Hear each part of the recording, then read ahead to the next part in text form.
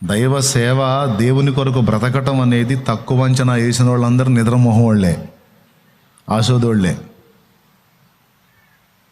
అన్ని పనుల కంటే ఉత్తమమైన పని దైవ సేవ. భాగ్యభోగ నిధులు లేని భారభరిత సేవ, భాగ్యభోగ నిధులు లేని భారభరిత సేవ, బాష్పశిరులలోన మెలగి బాధలను వరించు సేవ, బాధలను భరించు సేవ, మధుర మధుర మధుర సేవ, యేసు ప్రభు సేవ, మధుర మధుర. సిలువమూర్తి కృపను జాట సిగ్గుపడని సేవ, సిలువమూర్తి కృపను జాట సిగ్గుపడని సేవ, సిలువ నిందలను భరింప శిరము వంచి మురియు సేవ, శిరము వంచి మురియు సేవ, మధుర మధుర మధుర సేవ, యేసు ప్రభు సేవ, మధుర మధుర. Praise the lord.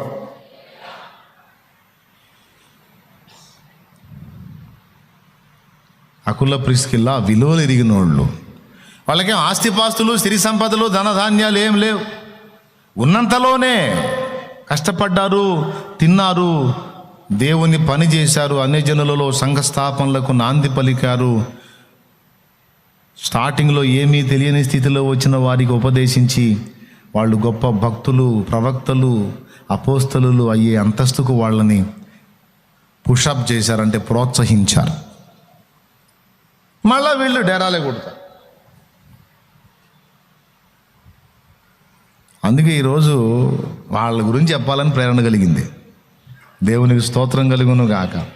ఎందుకంటే కుటుంబములకు మాదిరి. మొట్టమొదటిది ఏం చెప్పానండి? భారము. దేవుని కుటుంబంలో అనేక కుటుంబములను చేర్చాలన్న భారం, ఆత్మలను రక్షించాలన్న భారము, నరకము నుండి ఆత్మలను కాపాడాలన్న భారము, సంపాదన కొరకైన భారము, లోకంలో భోగాల కొరకైన భారము కాదు, అసలైన భారము, అవసరమైన భారము, నశించిపోతున్న ఆత్మల కొరకైన భారం కలిగి ఉన్నారు. మొదటిది. రెండవది ఏమో భక్తులను గుర్తుపట్టే దృష్టి కలిగిన వారు, వివేచన కలిగిన వారు, ఎవరి కెపాసిటీ ఏంటి, ఎవరి మీద ఏర్పాటు ఉంది, ఎవరు దేవుని ప్రణాళికలో ఉన్నారు, ఎవరిని ఛార్జ్ చేస్తే దేవుని కొరకు వాడబడతారు అనే వాళ్ళని గుర్తుపట్టి వాళ్ళకి బోధించి, అవసరమైన వాటికి బోధించారు. పౌలు దగ్గరేమో బోధన నేర్చుకున్నారు, అపోల్లోకేమో బోధించారు, పౌలు దగ్గరేమో బోధింపబడ్డారు. అంటే నేర్చుకున్నటకు సిద్ధ మనసు కలిగి ఉన్నారు, నేర్పించడానికి కూడా సిద్ధ మనసు కలిగి ఉన్నారు. నేను నేర్చుకున్నాను సార్, నేను ప్రసంగీకుణ్ణి, ఇక నేను ఏ కాడికి మైకు తీసుకొని గీకటమే నా పని, ఇంక నేను వినను, నేను ప్రసంగీకుణ్ణి, నేను ప్రసంగ రక్కుణ్ణి. గీకుడు రక్కుడు కాదు. అవసరమైన దగ్గర ప్రసంగాలు చేయగలుగుతారు, అవసరమైనప్పుడు మోకాళ్ళుని ప్రార్థన చేసుకుని దేవా నాతో మాట్లాడయ్యా అని వినగలిగే వినమ్రత కలిగిన భక్తులు. స్తోత్రం చెప్పండి. అంతేగాని ఇక పీఠం ఎక్కి కూర్చొని నేను దిగనని మొరాయించే సోదోళ్ళు కాదు. భక్తులను గుర్తుపట్టి అవసరమైతే కొన్ని చెప్పగలరు, అవసరమైతే కొన్ని నేర్చుకోగలరు. ఫస్ట్ అయితే ఎవరి దగ్గర ఎలాంటి కృప ఉందో, ఎవరిని దేవుడు ఏ విధంగా ఏర్పరచుకున్నాడో ఆ స్పర్శ వాళ్ళకి తెలుసు. గుర్తుపట్టుట ఒకటైతే నేర్చుకొనుట నేర్పించుట ఒకటైతే వాళ్ళ కోసం అవసరమైతే ప్రాణాలు ఇయటాన్ని కూడా తెగించేంత ధైర్యము కలిగిన వారు, ప్రాణాలు ఇవ్వడానికి సిద్ధపడ్డ వాళ్ళు. పౌలు అడిగితే వాళ్ళకి ఆస్తి ఉంటే ఎవరా, భూమి ఉంటే ఎవరా, పొలం ఉంటే ఎవరా, స్థలం ఉంటే ఎవరా, ఇస్తారా ఎవరా? ప్రాణాలను సైతము నా కొరకు ఇవ్వటానికి తెగించిరి. ఈరోజు చెప్తున్నాను నేను, అన్యజనుల ప్రాంతాల్లో మీరు ఉంటున్నారు, మీరున్న ప్రదేశాల్లో కొన్ని చోట్ల అసలు సంఘాలు లేవు, కొన్ని చోట్ల ఉన్న సిద్ధాంత విరుద్ధమైన బోధలు బోధించి ఏమాత్రం ఆత్మల రక్షణ భారం లేకుండా చప్పజల్లారిపోయిన సంఘాలు కొన్ని చోట్ల ఉన్నాయి. కొన్ని చోట్లేమో దర్శనం కోల్పోయిన సంఘాలు, కొన్ని చోట్ల సత్యం కోల్పోయిన సంఘాలు, కొన్ని చోట్ల సాక్ష్యం పోయిన సంఘాలు. మరి ఎట్లాగా నువ్వు నడుం కట్టాలి కదా. సత్యము, సాక్ష్యము, ఆత్మల భారం అన్నిటినీ కలిగి ఉండే ఒక పరిచర్య అక్కడ ఏర్పడాలి. ముందు వచ్చిన సైనికులు ఓటమి బాట పట్టారు, బలహీన పడిపోయారు, నీరుగారిపోయారు, వారు కృంగిపోయి లొంగిపోయి రాజీ పడిపోయారు. అలాగే వదిలిపెడితే ఈ ప్రాంతం పరిస్థితి ఏంటి? నేనన్నా నడుం కట్టాలి, నేనన్నా దేవుని పనికి పూనుకోవాలి, నేనన్నా సహకారిగా మారాలి, ఒక అకుల ప్రిస్కిల్ల వలె నేను నా కుటుంబము దైవ సేవకు నడుం కట్టాలని నువ్వు ఎందుకు అనుకోవు? సరే, నువ్వు చేయలేదు, చేసేవాళ్ళకన్నా నువ్వు ఎందుకు సాయం చేయవు? నువ్వే ఆత్మీయతలో చిన్నవాడివా, చిన్నదానివా? ఆత్మీయతలో కాస్త చిన్న స్థితిలో ఉన్నవాళ్ళు ఆ భౌతికమైన విషయాల మీద మనసు పెట్టుకొని వాటి కోసం వెంపర్లాడతారు. నువ్వు ఆత్మీయతలో ఒక అంతస్తుకు చేరావే. నీలో ఉన్నటువంటి అభిషేకము, తలాంతు, క్వాలిటీ, టాలెంట్ చూస్తే ఒక దైవజనుడికి, దైవజనురాలకు తగినంత ఉందే. కాలమును బట్టి చూస్తే, నీలో ఉన్న తీవ్రతను బట్టి చూస్తే బోధకుడికి, బోధకురాలికి తగినంత కొలత ఉందే నీకు. ఇంకా ఎందుకని నువ్వు బాధ్యత గుర్తించవు? ఎందుకని నువ్వు భారం కలిగి ఉండవు? ఎందుకని నడుంగట్టవు అన్నది నా ప్రశ్న. కాలమెల్లా గడిచిపోతుంది. ఇంకెంతకాలం లోక బతుకు, ఎంతకాలం లోక నటన? కాలమెల్ల గడిచిపోయే చాలు నింక లోక బ్రతుకు అని ఆయన పాడుకున్నాడు. నువ్వు అది కూడా పాడట్లా. కాలం అంతా కరగదీసి ఆడబెట్టేసుకుంటున్నావు. చివరికి ఏం మిగిలిద్ది నీకు? ఒకసారి ఆలోచించండి బిడ్డలారా. ఆత్మీయతలో పసిపిల్లలకు చెప్పట్లా నేను. ఆత్మీయతలో పసిపిల్లల మైండ్ అంతా కూడా కూటానికి వచ్చి కూర్చున్నా కూడా నా అప్పు ఎప్పుడు తీరిద్దో, నా సమస్య ఎప్పుడు పోయిద్దో, నాకు ఉద్యోగం వచ్చిద్దో రాదో, నాకు పెళ్ళి అయిద్దో కాదో, పిల్ల పుట్టిద్దో పుట్టదో, ఈ టైప్ ఆఫ్ మైండ్లో ఉన్న వాళ్ళంతా పసిపాపలు. వాళ్ళ మైండ్ అంతా కూడా భౌతిక ప్రయోజనాల కోసం ఆధారం చేసుకొని దేవుణ్ణి సేవిస్తూ ఉంటారు. వీళ్ళంతా పసికందులు. కానీ నువ్వు పసికందువు కాదే. ఏది ప్రాముఖ్యమైనదో, ఏది శ్రేష్టమైనదో, ఏది అవసరమైనదో దేనికోసం పాటుపడాలో ఎరిగిన దానివి కదా నువ్వు, ఎరిగిన వాడివి కదా నువ్వు.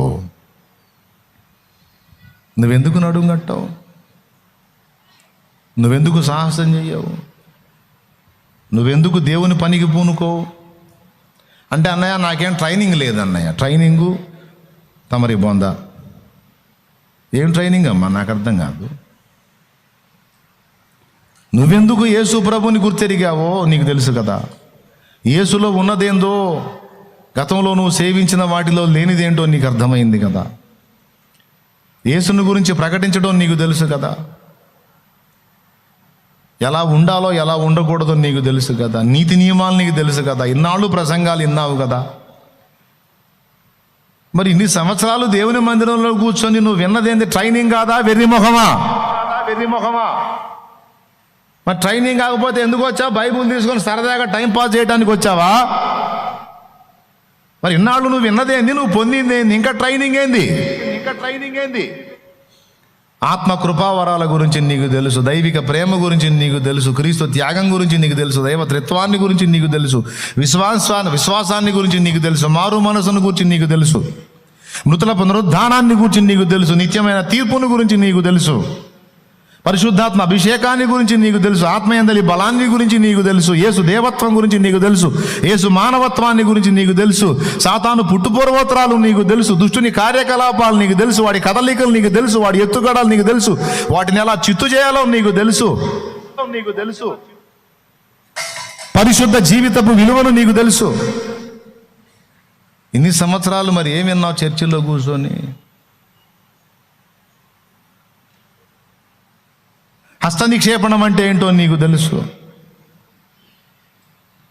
సత్య విషయమైన రోషం అంటే ఏంటో నీకు తెలుసు. అపోస్తలులకు దేవుడు అప్పగించినటువంటి బోధ ఏమిటో నీకు తెలుసు. దానికోసం పోరాడాలో లేదో కూడా నీకు తెలుసు. ఆత్మలను రక్షించడానికి ఏ విధమైన రీతిలో అడుగులు వేయాలో నీకు తెలుసు. అన్యజనులు హట్ కాకుండా వారికి ఎలాగా దైవిక ప్రేమ కలిగి సత్యం చెప్పాలో నీకు తెలుసు. అన్ని నేర్పించాను కదా సంవత్సరాలుగా. ఆన్లైన్లో వినేవాళ్ళు, ఇక్కడ కూర్చున్నోళ్ళు ఆన్లైన్లో వినేవాళ్ళు ఇప్పటి నుంచి వింటున్నారా? ఆన్లైన్ ఎప్పటి నుంచి స్టార్ట్ అయింది? 2020 నుంచి స్టార్ట్ అయింది. 2020 మార్చే కదా నాయన? అయ్యా మార్చే 22 కదా. ఇవాళ తారీఖు ఎంత? ఖచ్చితంగా ఇంకా 2 రోజులకి. ఎన్ని సంవత్సరాలు అయినట్టు? 5-6 సంవత్సరాలు అవుతుందే. ఆన్లైన్లో వినేవాళ్ళు సైతం వాళ్ళేమన్నా ఎరగనోళ్ళ? నన్ను అనుసరించేవాళ్ళు ఈ ఒక్కటే కాదే, ఎన్నో అంశాలు విన్నారు, ఎన్నో ఉపదేశాలు విన్నారే. వందలాది వేలాది ఉపదేశాలు అందులో నిండిపోయి ఉన్నాయి కదా. 6 సంవత్సరాలుగా ఉపదేశం విన్నారు, 5-6 సంవత్సరాలుగా వింటా ఉన్నారు. ఇంతవరకు అతి గతి లేదు.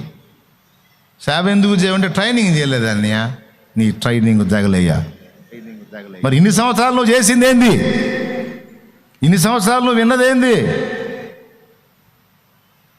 6 సంవత్సరాలు విన్నది పుష్పటాక్ అయిపోతే ఒక 6 నెలలు నువ్వు చేసే ట్రైనింగ్ మాత్రం ఉంటుందా? నాకు తెలుసు నీ సంబడం. దేవునికి స్తోత్రం కలుగును గాక. గట్టిగా చెప్పండి. పౌలు ఏం ట్రైనింగ్ చేశాడు? కేఫా ఏం ట్రైనింగ్ చేశాడు? అపోల్లో ఏం ట్రైనింగ్ చేశాడు? అకుల ప్రిస్కల్ ఏం ట్రైనింగ్ చేశారు? వాళ్ళు ఏ కాలేజీలో ట్రైనింగ్ చేశారు? ఎన్ని సంవత్సరాలు ట్రైనింగ్ చేశారు? హడ్సన్ టేలర్ విశ్వవిద్యాలయంలో ట్రైనింగ్ చేశారా? ఏ యూనివర్సిటీలో ట్రైనింగ్ చేశారు బ్రదర్? గుండెలో భారం ఉంటే బ్రదర్, గుండెలో భారం ఉంటే, సత్యం కొరకైన తపన ఉంటే, ఆత్మల కొరకైన భారం ఉంటే ఇన్ని సంవత్సరాల ఉపదేశం చాలు బ్రదర్. లాజిక్ స్విచ్ ఆఫ్ అయిపోయింది బ్రదర్. నేను చెప్పిన పాయింట్ అర్థమైందా బ్రదర్ మీకు? ఎప్పటికో ఇప్పుడు అర్థమైంది కదా. ఇన్నాళ్ళు ఇడిపోయింది. ఇప్పుడు నేను చెబితే నీకు అర్థం. ఓరి నిజమే కదా. మరి వారం వచ్చి మందిరంలో కూర్చొని ట్రైనింగే కదా మనం పొందుతుంది, ఉపదేశమే కదా మనం పొందుతుంది. ఎందుకు పొందుతున్నాం? సేవ చేయడానికే కదా, ఆత్మ రక్షించడానికే కదా, ఆత్మల్ని బలపరచడానికే కదా, ఆత్మలకు సత్యం బోధించడానికే కదా. మరి ఇన్నాళ్ళు చేసింది ఏంది మందిరంలో కూర్చొని? నేను అందుకే ఎన్నోసార్లు చెప్పే, వాక్యం చెప్పేటప్పుడు జాగ్రత్తగా వినండి వినండి వినండి వినండి వినండి వినండి. చాలా సంగతులు నేర్పించాను. తప్పుడు బోధలు ఎత్తి వాటిని ఖండిస్తూ కూడా ఉపదేశాలు చేశాను. సత్యం గురించి మీకు ఎన్నోసార్లు బోధించాను. ఏమండి? ఒక పక్క నేర్చుకుంటూనే మరో పక్క నేర్పించే ప్రక్రియ అకుల ప్రిస్కిల్లా చేశారు. నువ్వు నడుంగట్టావా? ఇన్ని సంవత్సరాలు విన్నావు. అది ఇన్ని సంవత్సరాలు విన్నా కూడా ఇంకా నువ్వు ఆ శరీర సంబంధమైన వాటి కోసమే ప్రభువుని వెంబడిస్తే ఎంత చండాలం.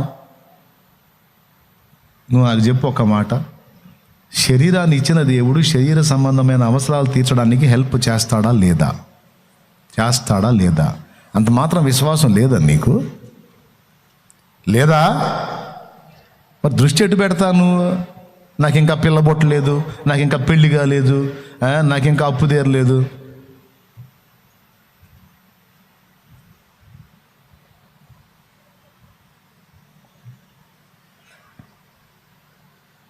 అసలు ఆ మెట్టు దాటావు నువ్వు. వాటి కోసం ఆలోచించేంత సీను వాటికి లేదు, నువ్వు ఆలోచించేంత సీను. ఇప్పుడు నా స్థాయికి నేను ఏదన్నా అప్పు గురించి ఆలోచించే సీన్ ఉందా? అప్పుకి ఏ సమస్యకైనా ఉందా దాని గురించి ఆలోచించేంత సీన్ నేను ఆలోచించాలంటే? కొంతమంది నా దగ్గరికి వచ్చి అది సమస్య ఇది సమస్య అని చెప్పదు, ఆపే అది విని నేను దాని గురించి ఆలోచించేంత సీన్ దానికి లేదో. నా స్థాయి వేరు, నన్ను దేవుడు ఉంచిన స్థాయి వేరు. నా స్థాయికి తగ్గ ఆలోచనలు నేను చేయాలి. నువ్వు కిందికి దిగజారి ఆలోచించమంటావు వాటి గురించి, చెత్త గురించి. తీసే ఆ చెత్త ఎవడైనా డీల్ చేస్తాడు, పక్కకు బాగుంట. ఏమన్నా అర్థమైందా నేను చెప్పేది? ఎంతమందికి అర్థమైంది? మరి నువ్వు ఏ స్థాయిలో ఉన్నావు? అల్పమైన వాటి కోసం ఇంకా జుట్టు బీక్కునే స్థాయిలో ఉన్నావు. అట్టయితే పసి పాపవు నువ్వు. సంవత్సరాల క్రితం నుంచి నువ్వు ఉపదేశం వింటున్నప్పటికీ నువ్వు లోపలికి తీసుకోలేదు, అంత పైనే ఉన్నావు. ఒక పసి పాపవి నువ్వు. కొరింథీ సంఘ విశ్వాసుల టైపు నువ్వు. క్రీస్తు యేసునందు పసిబిడ్డలే అని, ప్రకృతి సంబంధులైన మనుషులే అని మీతో మాట్లాడాల్సి వచ్చిందన్న. నేను అడుగుతున్నాను, అకుల ప్రిస్కిల్లా జీవితాన్ని చూపించి మిమ్మల్ని అడుగుతున్నా, నువ్వు ఎందుకు చేయవు దేవుని పని? లేదా చేసే పనికి నువ్వు ఎందుకు సహకరించావు? ఏమన్నాడు ఇక్కడ? తమ ఇంటనున్న సంఘమునకు వందనములు అన్నాడు. మూలవాక్యంలో ఏం చదివావు నువ్వు? చూడు. రోమాపత్రిక 16వ అధ్యాయం 3వ వచనం. క్రీస్తు యేసునందు నా జత పని వారైన ప్రిస్కిల్లకును అకులకును నా వందనములు చెప్పుడి. వారు నా ప్రాణము కొరకు తమ ప్రాణములను ఇచ్చుటకైనను తెగించిరి, మరియు వారి ఇంట ఉన్న సంఘమునకును వందనములు చెప్పుడి. అద్దుకో, ఎక్కడుంది సంఘం? వారి ఇంటనున్న సంఘమునకు వందనములు చెప్పుడి అన్నాడు. ఎక్కడుందా? అకుల ప్రిస్కిల్ల ఇంట్లో సంఘం ఉందంట. ఇంట్లో సంఘం పెట్టి బయటికి డేరాలు కొడుతున్నారు వాళ్ళు. చూడు, కష్టపడుకుంటానే అవసరమైనప్పుడు ఆ డేరాలు గుట్టే పని కూడా వదిలిపెట్టి పూర్తిగా సంఘం మీదకి వెళ్ళిపోతారు.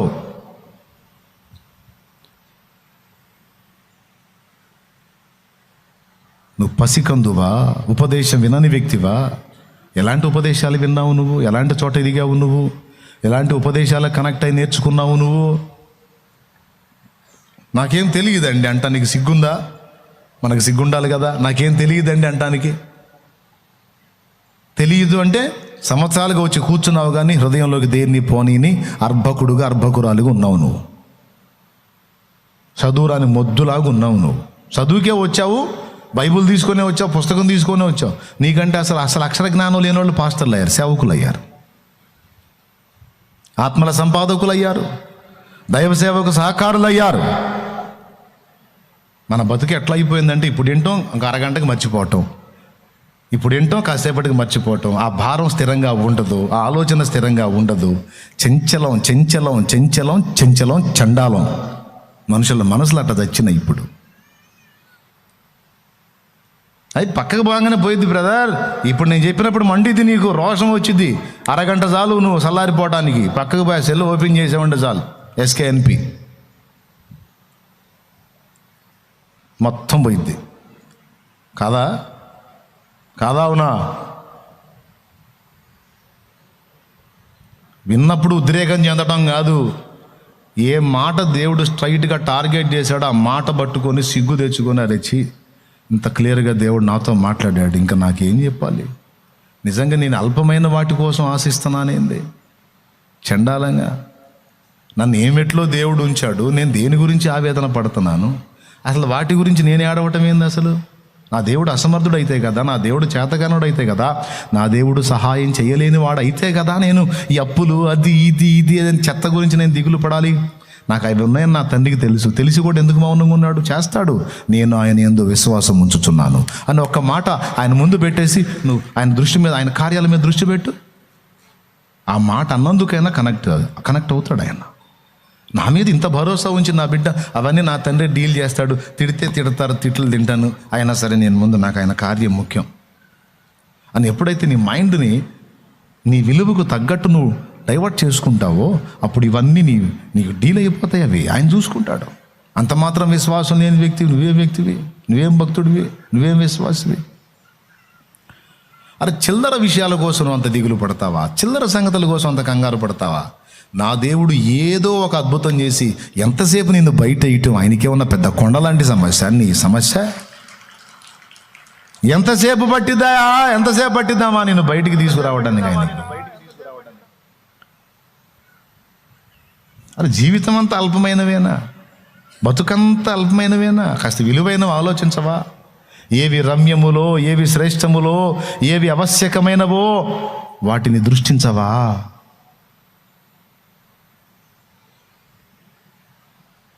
కనీసం ప్రార్థన చేయి, నాకు తెలివి దయచేయ. మరీ సోది మైండ్ అయిపోయింది నాది, మరీ మొద్దు మైండ్ అయిపోయింది, మొద్దును అని దేవదాసాయి గారు పాడినట్టు అట్టన్నా పాడుకో.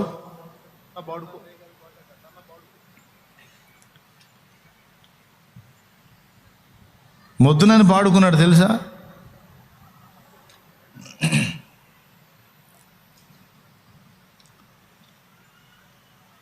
కొద్ది నరుడను ఉందా మాట? దిద్దినను నీ యొద్ద చేర్చుము నాయన, నీ యొద్ద చేర్చి బుద్ధి చెప్పుము, మొద్దునై తిని నాయనా. ఏం నమ్ముకున్న 1-2 సంవత్సరాలే ఈ భౌతికమైన వాటి కోసం ప్రార్థించా, వేదన పడ్డా. తర్వాత దేవుడు దర్శించి మనోనేత్రాలు వెలిగించి పూర్తిగా తేటపరిచిన తర్వాత అప్పులు తిప్పలు బాధలు సమస్యలు నిందలు అవమానాలు వీటి గురించి నేను ఆలోచించేంత సీను వాటికి లేదు. షాలేం రాజు అనేవాడు ఒకడు ఆలోచించాలంటే వాడు ఏ సమస్య గురించి ఆలోచించాడో ఆ సమస్యకి ఆ కెపాసిటీ ఉండాలి. ప్రతి చెత్త కోసం షాలేం రాజు ఆలోచించడం ఏంటి? పిచ్చి కాకపోతే అనేది నా ఫీలింగ్. మరి నీ సంగతే? అరే గోరంత దానికి ఏమండి, పావలా బిళ్ళ అంత దానికి, 10 పైసలు అంత దానికి, ప్రతి దానికి ఎప్పుడు ఎదుగుతావు? పోనీ దేవుని ముందని నాకు తెలివి లేదని ఒప్పుకొని ప్రార్థన చేసుకో. దేవుడన్న నీ మనోనేత్రాలు వెలిగించి ఏవి శ్రేష్టమైనవి అవి నీ దృష్టికి తీసుకొస్తాడు. అందుకోసం పరిగెత్తుతూ. కానీ చిన్నపిల్లల బతుకంతా తగలేవాకు. ఆత్మీయ పరిపక్వత లేని అంధకార సంబంధిలాగా అట్టడుగున బడి ఉండవాకు. నువ్వు సిద్ధపడు. అకుల ప్రిస్కిల్లలాగా నువ్వు నీ ఫ్యామిలీ దేవుని పని చేయాలి. లేదా జరుగుతున్న దేవుని పని చేసే భక్తులు, అపోల్లో, పౌలు లాంటి వాళ్ళు ఎవరైనా నీకు అందుబాటులోకి వస్తే వాళ్ళ కోసం నీ కలిగినది త్యాగం చేసైనా సరే దేవుని పని నిలబెట్టడానికి నడుం కట్టాలి. ఎన్నిసార్లు చెప్పా? నీకు దేవుడు 4 స్థలాలు ఇచ్చాడు. యథార్థ హృదయంతో ఒకటి కేటాయించు దేవుని కొరకు. అవసరమై అక్కడ దేవుని మందిరం కట్టాతైతే, సంఘం కట్టాతైతే ఆ ల్యాండే, లేకపోతే దాన్ని అమ్మి పాడేసి ఎక్కడ ఇంకో చోట తీసుకొని ఇవ్వు. అకుల ప్రిస్కిల్లాలు నా నిమిత్తమ తమ ప్రాణమైనా పెట్టడానికి ఇష్టపడ్డారు. దైవజనుడి నిమిత్తం నిన్ను ప్రాణం పెట్టమంటల్లా. వాళ్ళైతే దైవజనుడి కోసం ప్రాణం పెట్టడానికి ఇష్టపడ్డా. నేను దేవుని కోసం నీ కలిగింది త్యాగం చేయమంటున్నా. నీకు దేవుడు ఏదన్నా ఇచ్చుంటే అందులో ఒకటి దేవుని కొరకు కేటాయించు. అన్నా ఇదిగో ఆత్మీయుడైన వాడిని ఒకని పంపు, సేవకు నేను సహకారిగా ఉంటాను. అకుల ప్రిస్కిల్లలాగా అపోల్లోకి పౌలుకి ఎలాగైతే వారు సహకారులుగా ఉన్నారో నేను అలా ఉంటానన్నా. పంపన్నా, నా ప్రాంతము పాడైపోతుంది.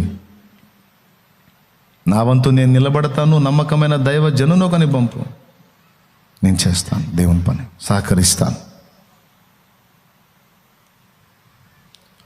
అంటే దేవుని కొరకు త్యాగం చేయటం, దేవుని కొరకు ఒకటి ఇవ్వటం, దేవుని కొరకు దాతృత్వంతో పిడికిలి విప్పటం వ్యర్థమని మీరు అనుకొనుచున్నారా?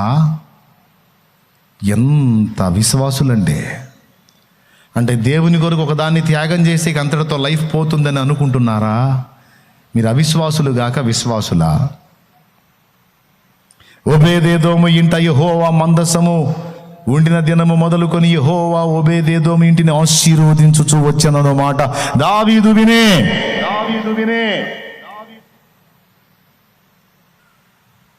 నీకున్న ఆ పట్టెడు పిండిలోనే నా కొరకు ఒక చిన్న అప్పం చేసుకొనిరా. పట్టెడు పిండి ఎన్నేళ్ళు వస్తుంది, ఎన్ని సంవత్సరాలు వస్తుంది, ఎన్ని నెలలు వస్తుంది, ఎన్ని వారాలు వస్తుంది అకాయ్? పట్టెడు పిండి ఉన్నదే పట్టెడు పిండి. ఒక్క రొట్టె కాదు సరిగ్గా చేస్తే. కానీ అందులోనే నాకు ఒక చిన్న అప్పం చేసుకునిరా, నేను దైవ ప్రతినిధిగా ఉన్నాను, దైవజనుడుగా ఉన్నాను, నా చేతికి అంత చిన్న అప్పం పెట్టినా అది దేవుని చేతికి వెళుతుంది. దేవుడు తీసుకుంటే నీ దగ్గర నుంచి కృతజ్ఞత చూపక మానడు. దేవుడు నీ వద్ద నుండి ఏ కొంచెమైనా పొందితే నువ్వు పట్టజాలనంత విస్తారంగా ఇస్తాడు. పిచ్చిదాన తే